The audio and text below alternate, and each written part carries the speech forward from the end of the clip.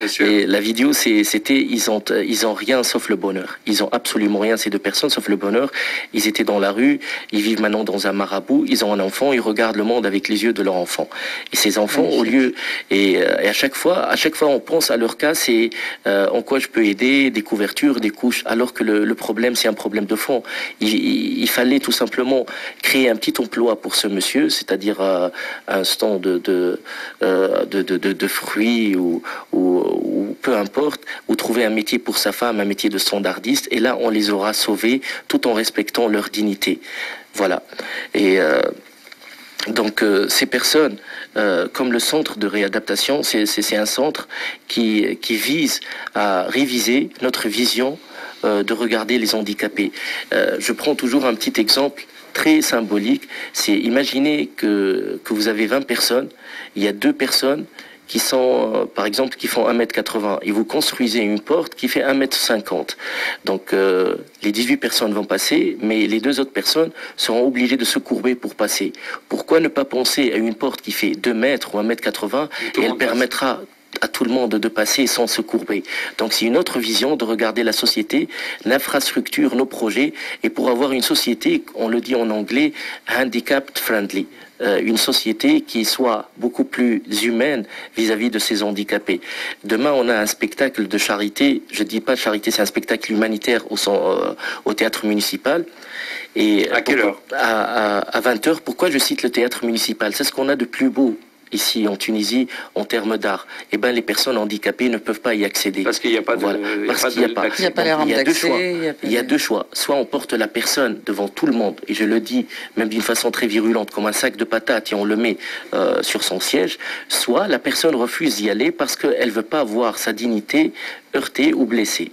Donc pourquoi ne pas penser à tout ça bien avant? Alors que si on estime le coût d'une infrastructure avant de la réaliser, qui soit amicale ou qui soit plus humaine vis-à-vis de ces handicapés, c'est peut-être 5% ou 10% seulement de plus. Alors qu'après les structures, lorsqu'on pense aux personnes handicapées, une fois la structure est réalisée au fait, c'est des sommes colossales.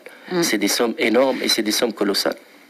Et aujourd'hui, comment on peut aider, si on devait faire un appel aux auditeurs ou à tous ceux qui nous écoutent, et même nous-mêmes, hein, si on a envie d'agir, qu'est-ce qu'on peut faire concrètement? Est-ce qu'il y a des projets en cours et comment on peut participer, comment on peut aider, quoi, tout simplement?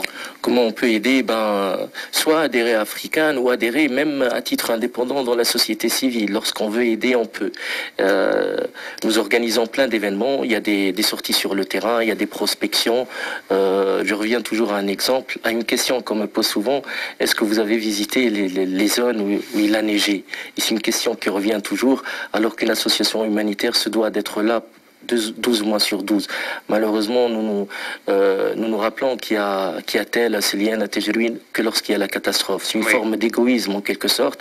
Lorsque rien ne va, on donne une petite couverture ou un sac d'aliments, c'est pour recharger notre égoïsme pour les 11 mois qui vont venir. C'est notre bonne action, voilà. Et après on oublie. C'est pour avoir une bonne conscience, certes, mais toujours est-il que tout le monde ne le fait pas. Donc que ça existe, oui, c'est exactement. C'est déjà très bien, ça rassure, ça rend là, les Tunisiens, ils sont très solidaires en ce moment. Et oui, et c'est ce qui est très rassurant. Comme vous l'avez dit, je remercie toute l'équipe d'Africaine. Par exemple, on a eu un spectacle. J'ai proposé à certains membres de rémunérer certaines personnes pour coller les affiches. Ils étaient énervés. Tout le monde était bénévole. Il y a pas lieu. Il faut pas payer quelqu'un. On peut le faire nous-mêmes. Il y a des gens qui sillonnent le Grand Tunis pour coller les affiches. Il y a des gens qui sont à mains assises pour vendre les tickets. Tout le monde se mobilise. Lorsqu'on veut aider, on peut aider sans se poser trop de questions. Alors, en tout cas, moi je vais te le dire de manière officielle et tout le monde nous écoute. Si nous, ici à Honner, on peut aider, on le fera avec plaisir. Et en tout cas, le mur de l'émission sert de vitrine pour vous à tout moment. Si vous avez des choses à publier, si vous avez des événements à communiquer, si vous avez des choses, vous le faites, vous nous les transmettez et nous, on se chargera de faire la communication. Merci énormément. Déjà, concrètement, oui. Déjà, tout le monde demande concrètement comment adhérer. Comment adhérer, okay. Voilà. Comment adhérer concrètement, comment nous raisonnons déjà, comment nous fonctionnons.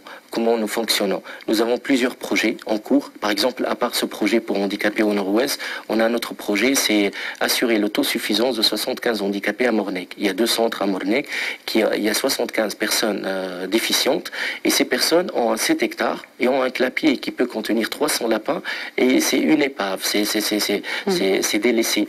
Nous nous sommes promis de planter ces 7 hectares et de fournir les lapins pour assurer l'autosuffisance de ces personnes handicapées qui, je tiens à le rappeler à tout le monde, mangent souvent un sandwich avec la hérissa. C'est ça leur menu de tous les jours pendant des mois et des mois. Donc concrètement, comment aider? C'est contacter notre responsable de recrutement qui s'appelle Nesrine Halwi, que je remercie énormément. Cette personne, elle dirigera toute personne bénévole vers un projet, que ce soit un projet pour les handicapés, que ce soit un projet pour les enfants. Nous avons peut-être 3 ou 4 projets avec les enfants. C'est des ateliers de réflexion, des ateliers artistiques. Et nous voulons instaurer pour la première fois en Tunisie la notion de camping humanitaire. Ça, ce sera pendant les vacances de mars ou les vacances d'hiver. Le camping humanitaire ou le camping, ou le camp, c'est aller habiter dans une auberge de jeunesse pendant 3-4 jours. Le matin, vous avez des membres d'Africaine qui sont là en train de peindre ou en train de construire une école. Et il y a une autre qui fait un atelier de réflexion. En fin de journée, nous avons une projection de film. Donc c'est une sorte de scout humanitaire. Donc pour résumer tout ça, contactez notre responsable de recrutement qui s'appelle Nesrine Halwi. Après, je vais passer le numéro. Elle dirigera toute nouvelle personne qui exprime en fonction de ses compétences vers un projet, que ce soit pour les personnes âgées ou pour les enfants malades, parce que nous prenons en charge aussi les personnes malades. Et voilà. Est-ce qu'il y a, on doit payer quelque chose pour adhérer ou Toute personne est la bienvenue sans adhésion. Les cotisations, c'est 30, la cotisation, c'est 30 dinars par an pour ceux qui veulent la payer, et elle servira tout simplement à financer tous nos projets.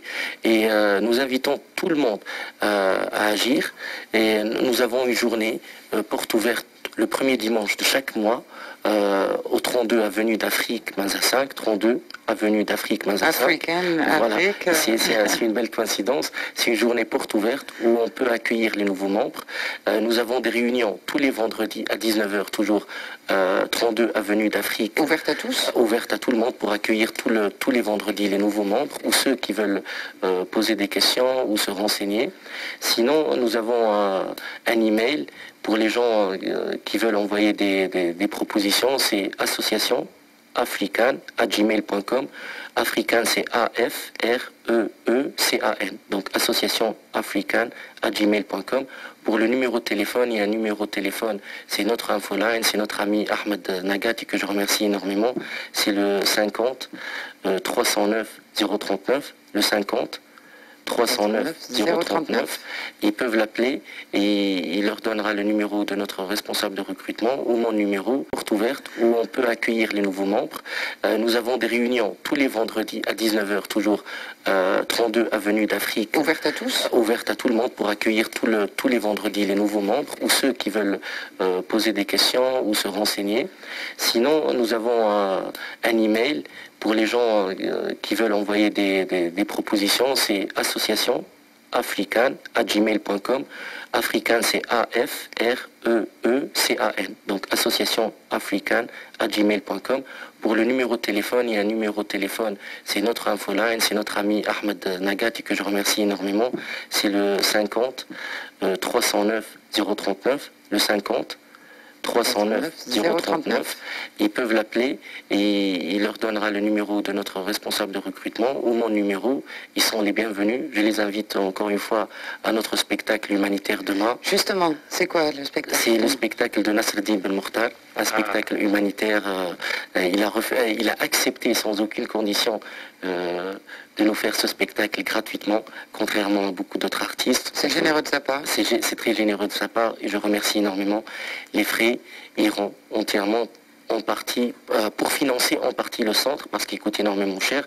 On aura un autre spectacle probablement le 29, d'autres kermesses et d'autres dîners. D'accord. Et les tickets sont en vente au théâtre? Au théâtre et au centre culturel Manza 6. D'accord. Et à partir de... à partir montant ils sont en vente à partir de 8h du matin. Non, pour les montants. Pour les montants, c'est 15-20 dinars. Et pour les loges, c'est 30 dinars. C'est des billets de soutien. Et il paraît que ce spectacle a fait le buzz pendant le Festival du Rire. Oui, absolument. Je confirme, c'est un artiste qui a fait le buzz. Et moi, franchement, je t'ai écouté avec c'est la première fois que je reste aussi silencieux. Oui. D'ailleurs. Je t'ai écouté avec grand plaisir et j'ai ouvert grand mes oreilles. Ça m'a donné plein d'idées dont on parlera en off, si tu veux bien, tout à l'heure. Moi, je rappelle encore une fois, je pense que la chose la plus simple, Emine, si tu es d'accord, c'est que on rappelle à tout le monde qu'il suffit d'aller sur la page African Welcome et là, tout le monde peut poser des questions et vous répondrez. Il y aura les contacts téléphoniques, il y aura tous les événements. Moi, je te redis ce que j'ai dit officiellement au nom du groupe et même sur Freestyle, je pense. Bien sûr.